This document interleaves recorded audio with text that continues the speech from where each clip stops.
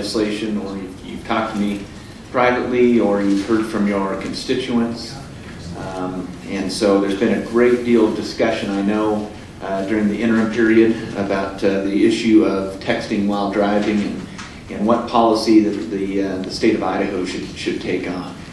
And as a result, I during the off season worked with many different legislators and many different entities to produce a piece of legislation that I think is fair, that I think is thoughtful, and that I think is a kind of what I would consider to be the Idaho way to proceed on this issue. It's probably different than other states, including the state of Utah, who are our neighbor to the south, and the other 25 states who have legislation that deals with the issue of text messaging while driving.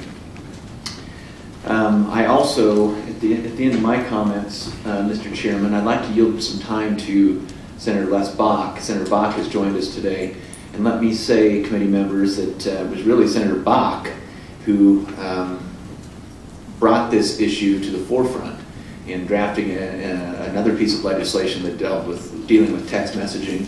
You know, Senator Bach has spent a great deal of time on this issue, and he and I have had many discussions now, and feel like we're certainly on the same page here in coming up with a bill that hopefully that this committee will support, and hopefully the entire legislature will support. Senators, committee members, if you will turn to the document in front of you. It is a bill with red lettering on it. Should be stapled. So in your package you'll have the original bill, which of course is Senate Bill 1352, and what I've provided for you for discussion today are the amendments to that bill, and those amendments are in red on the first page, and they're either in red or slightly like a blue color on the last page. And I just kind of want to walk you through these changes. They're very, very simple, and I think very self-explanatory. So, committee members, eventually I'm going to ask for a motion to send this legislation to the 14th order. For those of you who are here and are wondering what the 14th order means, that's the amendment order. And so what we've done is, since we've introduced this bill in a print hearing, various folks have come to me, such as law enforcement, such as the telephone industry, and they suggested changes to the bill. And so we've had some discussion about these changes and come to some consensus that these are indeed changes. So, committee members, in essence, what I'm going to do is I'm going to talk about the bill as if those amendments are included in it. So, does any committee member have any question about that? Okay. Are there any questions for Senator McGee?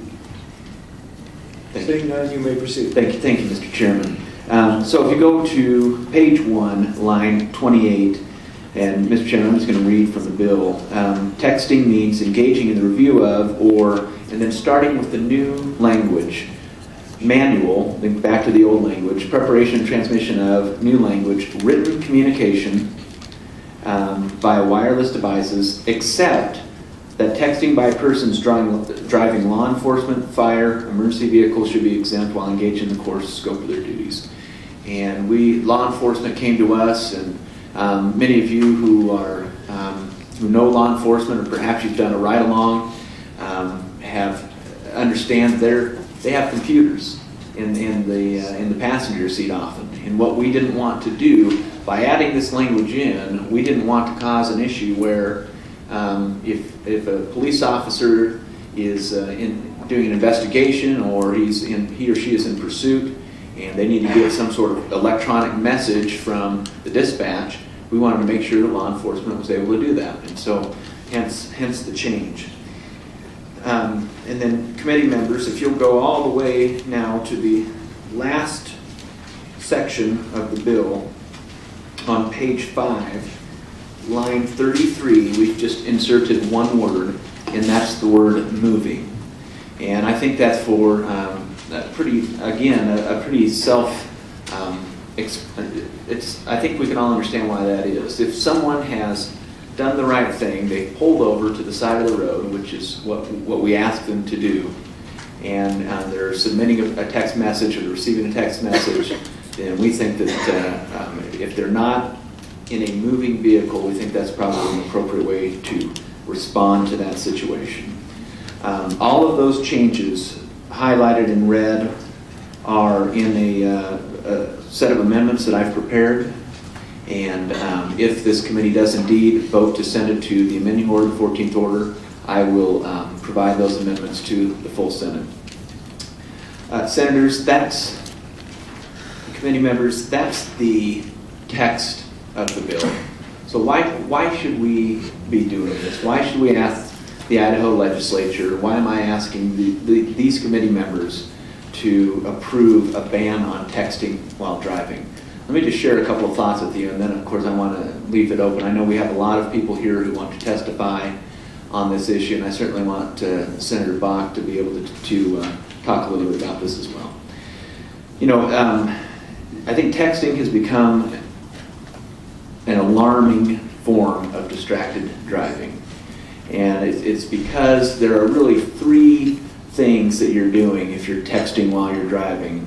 Three forms of distraction. There's the visual. I know when I text, I look down at my phone. I know some of the young people can do it without looking, and that's a unique talent. It's something I can't do. But generally speaking, when you're texting, you're taking your eyes off the road. Secondly is the manual distraction, where you're taking your hands off the wheel. By definition, if you're texting, you're using your thumbs or you're using your fingers to press the buttons on your phone while you're doing that. And then, of course, cognitive. You're taking your mind off what it is you're doing, and you're a distraction. There's been a lot of study on this, and in fact, in my discussions with Senator Bach, it's one of the reasons why I've agreed with Senator Bach that really we need to do something about this. There's a University of Utah study that says that texting while driving slows down a driver's reaction time as much as a blood alcohol level of 0.08. And we all know what we do with people with a blood alcohol of 0.08 in this state. It's called drunk driving. Carnegie Mellon did a study that says using texting reduces the brain activity associated with driving by 37%. Texting has been shown to reduce reaction times by 35% and steering control by 91%.